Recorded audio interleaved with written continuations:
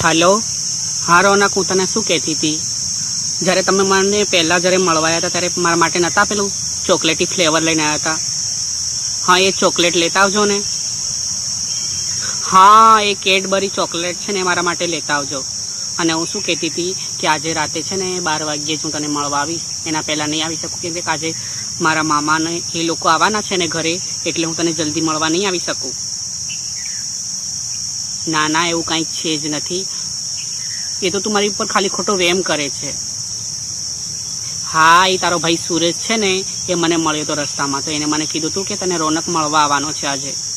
હા, તો મને તે દિવસની ચોકલેટ યાદ આવી ગઈ ને, એટલે મને એમ લાગ્યું કે હું તને ફોન કરીને કહી દઉં. મારી ફ્રેન્ડ માટે પણ લેતા આવજો. હા, એ ચોકલેટ ફ્લેવર.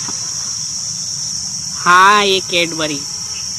કેમ કે અમારા ગામડામાં તો એવું મળતું ના હોય ને, તો એનું નામ પણ યાદ નથી મને.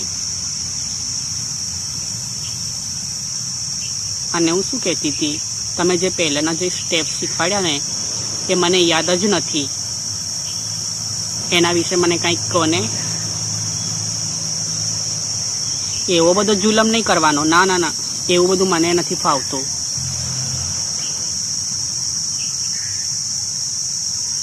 તમારા ભાઈબંધોને પૂછી લો ને એ સ્ટેપ કેવી રીતે કરાય.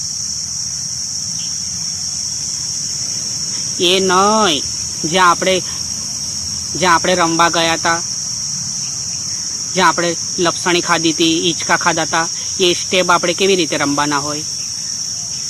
હા, એ સ્ટેપની વાત કરું છું હું.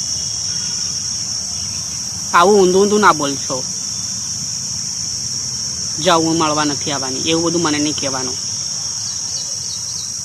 જો તું મને છે ને મારી માટે ચોકલેટી ફ્લેવર લઈને આવીશ ને, તો હું છે ને તને મમ્મીના ફોન આવે છે મારામાં. હા, તો હે ને જ્યારે તું મારા માટે ચોકલેટી ફ્લેવર લઈને આવીશ ને, ત્યારે હું છે ને તને છે ને પેલું એક હું તારી જોડે હિંચકા ખાઈશ.